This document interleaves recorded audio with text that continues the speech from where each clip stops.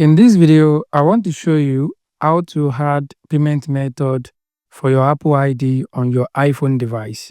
To add your payment method to your Apple ID, the first thing you want to do, you want to go to the settings on your phone.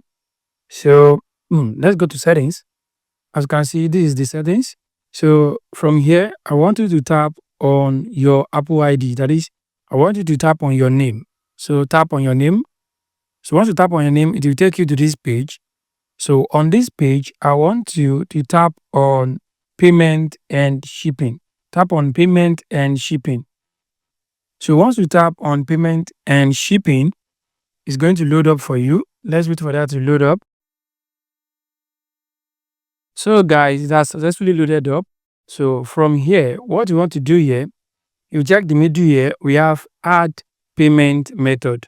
I want you to tap on that.